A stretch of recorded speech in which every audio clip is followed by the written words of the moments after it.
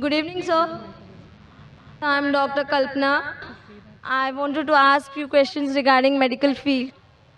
Basically, is family planning allowed in Islam, and why generally people prefer MTP, that is medical termination of pregnancy, rather than your TL? And it's very difficult to convince them. For a TL, it's very easy for them to do a MTP. Why is it so? Sister being a medical doctor, she has given some short forms, MTP, TL, which may go bouncer to the most of the audience, but I being a medical doctor, I know what she's meaning. Sister asked the question about the concept of family planning in Islam and why it's easier to convince the Muslim to do MTP, means medical termination of pregnancy, rather than TL. TL means tubal ligation. That is a permanent method of family planning. So I'll club both together. As far as family planning is concerned, it's a very big concept, planning the family. And mainly people plan the family and they want to prevent having children, etc. So what does Islam say about this? As far as family planning is concerned, all permanent methods, whether it be tubal ligation, TL, what you mentioned, whether it be vasectomy, any permanent method of family planning in Islam is prohibited. Secondly, any abortion, any MTP, medical termination of pregnancy, it is prohibited because you're killing a life.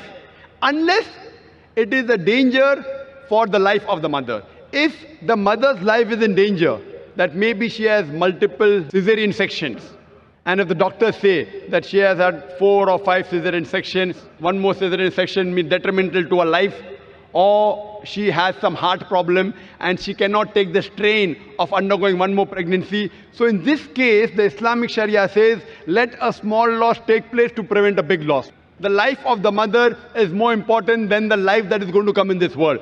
In this situation, these methods can be used as a last resort. Any permanent method, whether it be tubal ligation, whether it be vasectomy, whether it be medical termination of pregnancy, only in these cases.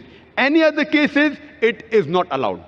Why it's prohibited, all these methods? Because Quran clearly states in Surah Anam, chapter number 6, verse number 151, that kill not your children for want of sustenance, for it's Allah subhanahu wa ta'ala who will give sustenance to you and your children. Allah repeats that message in Surah Isra, chapter number 17, verse number 31. Kill not your children for want of sustenance, for it is Allah who will give sustenance to your children and you. For killing of children is a major sin. So based on this, killing any human being is prohibited. Even the life that's going to come in this world, all types is prohibited. As far as the other temporary methods are concerned, there are different opinions in the scholars. First, the most common is the copper T. Now in copper T, when I was in the medical college, I was taught that it is a contraception. But what happens in the copper T, the ovum and the sperm have already joined to form the zygote. But the copper T prevents the zygote from clinging on the uterine wall, on the wall of the womb of the mother. So it is nothing but a very early abortion. So Islamically, those people who know about the medical science, even copper T is prohibited. As far as there may be difference in the other temporary method, whether it be condom, whether it be other method, once a person came to the Prophet and told him that I used to do uz, that is coitus interruptus. I have to stop the act so that the fluid doesn't enter the body of the wife. And the Prophet was silent. Those people who are in favor of certain temporary method, they say Prophet was silent, he gave permission. The other group, Prophet was silent, he didn't give permission, difference of opinion. But I go back. What is the reason that a person wants to do family planning is my basic question. See, normally a doctor, when a person has a headache, you give aspirin, you give crocin. It is not a cure. It is a symptomatic treatment that the threshold of pain is increased, so you don't feel the pain. But that is not actually curing the disease. The best way to cure is to kill the germs. So first let us find out, why do different human beings want to do family planning? Whatever reason you have, you can broadly club them into two broad categories. The first category is for poverty. I'm poor. If I have many children, for me to live itself, hand to mouth. If I have children, then I will also die. The other group, they are rich. I have no problem about money, but I want to make my son a doctor. I want to make my son an engineer. So they were family planning, so I can upbring my children better. Inshallah, we'll discuss both the cases. As far as the first case is concerned, regarding those people who are poor, Islam has a solution to this problem. In Islam, the third pillar of Islam is zakat. That is, every rich person who has a saving of more than the nisab level, more than 85 grams of gold, he or she should give 2.5% of that excess wealth in charity every lunar year. If every rich human being gives zakat, poverty will be eradicated from this world. There will not be a single human being who will die of hunger. So if your problem is poverty, Islam has a solution. And the person who takes zakat, he is not being degraded. And the person who is wealthy and giving zakat, he is not doing a favor on the poor man. Because God gave him wealth, it is his duty. He is not doing a favor on the poor people. And the poor people, when they take, it is not that it's an obligation they have. It is their right. So if poverty is the problem, we have a solution of compulsory charity, that is zakat. If every rich human being in the world gives charity, poverty will be eradicated. There will not be a single human being who die of hunger. Now the verses of the Quran I quoted earlier, two verses. Surah Anam chapter 6 verse number 151 and Surah Isra chapter 17 verse number 31. On the face of it, both appear similar, but there's a difference of chalk and cheese. The first verse of Surah Anam chapter 6 verse number 151 says, "Kill not your children for want of sustenance, for it's Allah subhanahu wa ta'ala who will give sustenance to you and your children." Surah Al-Isra chapter 17 verse number 31 says, "Kill not your children for want of sustenance, for it's Allah subhanahu wa ta'ala who will give sustenance to your children and you." The order is reversed. First verse says, "You and your children." Surah Isra says, "Your children and you." On the face of it, it's the same. Now, why does Allah subhanahu wa ta'ala reverse the order? Everything has a hikmah behind it. So the scholars, the mufassirin, what they say, the first verse, Surah Anam chapter 6 verse number 151, refers to the poor people. If we have more children, even I will die and even my children will die. So Almighty God says, don't worry, kill not your children for want of sustenance. It is Allah that will give sustenance to you and your children. The first verse refers to the poor people.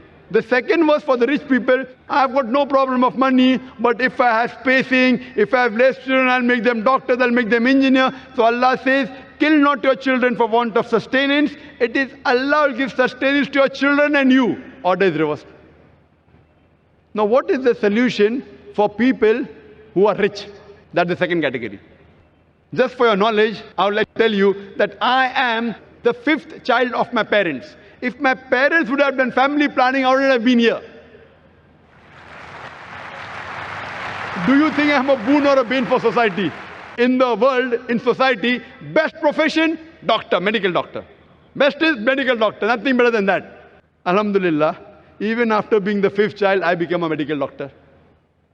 But I became a doctor to serve humanity, but when I found a better profession, Allah says in Surah Fussilat chapter 41 verse number 33, وَمَنْ أَحْسَنُ قَوْلًا مِمَّنْ دَعَا إِلَى اللَّهِ وَعَمِلَ صَالِحًا قَالَ إِنَّنِي مِنَ الْمُسْلِمِينَ. Who is better in speech than one who invites to the way of thy Lord, works righteousness, and says that I am a Muslim? When I found a better profession, I changed from a doctor of body to a doctor of soul. If I was a medical doctor, I am surely there is more than 1 lakh people here. They wouldn't have come for my talk. They have come because I've changed from a doctor of a body to a doctor of soul. I am asking you, I am the fifth child of my parents. Am I a boon or am I a bane for society? People have a misconception that if you have less children, you can have spacing and you can bring them up well. If you check the list of all the Nobel Prize winners and people who have got awards, best in world, best in science, best in sports, they aren't the first child. They are not the only children. Some may be. Some are second child, some are third, some are fifth. It's mixed. It's a misconception. Allah subhanahu wa ta'ala has given a natural method of spacing. In Islam, the moment a child is born, the mother should breastfeed the child. But today in modern world, they don't want to breastfeed because they spoil their figure. The best food, according to medical science, that you can give to your child is the breast milk. And if you breastfeed your child, automatically there is lactation amenorrhea. You being a doctor, you know, there's lactation amenorrhea. That means she will not conceive. Though it's not 100% safe, but the chances she'll conceive is very little. So automatically Almighty God has given spacing. And population, sister, it is not a bane, it is boon.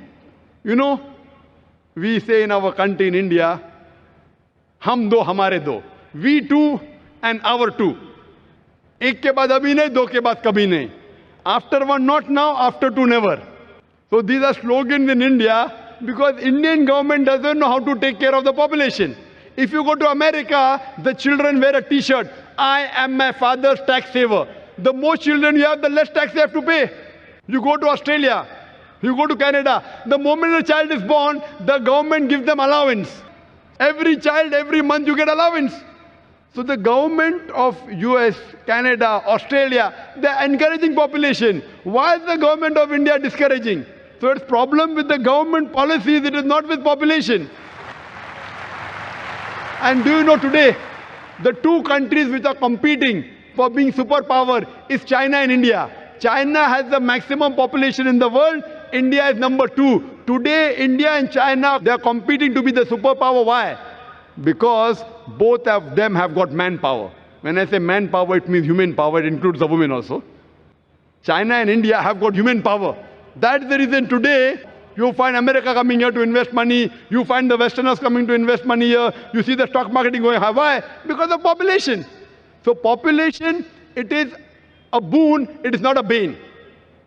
So even if you want to make your children doctors and engineers, don't think, you never know, your 5th child may become a doctor or your 2nd child. It is not that if you have more children, then you can space them better.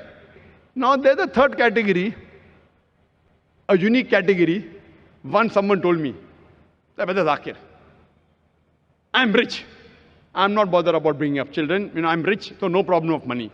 And I'm not bothered about making my son a doctor or engineer. I want to enjoy life. 3rd category. So I told him, even for you, if you want to enjoy life, the best is marry early, have children early, so that you can retire early. You know, there are certain communities in India, you know, Gujaratis and all, they marry early, 19, 20, 21. They have children immediately. By the time they reach 35 to 40, their children, they are on the seat of the business. So at the age of 40, they can retire. They retire at the age of 60 and 70. At the age of 40, their children are taking care of their business. They can enjoy life. So even if you want to enjoy life, marry early, have children, relax and enjoy life. Therefore, personally, as far as my opinion is concerned, I believe with those group of scholars. As far as family planning is concerned, Allah says in the Quran, in Surah Al-Imran, chapter number 3, verse number 54, Makaru makarallahu wallahu khairul makirin. They planned and plotted. Allah too planned. Allah is the best of planner. So if you think you can plan the family better, you're most welcome. I leave the planning of the family in the hands of a creator. It is the best. Hope that answers the question. Thank you, sir.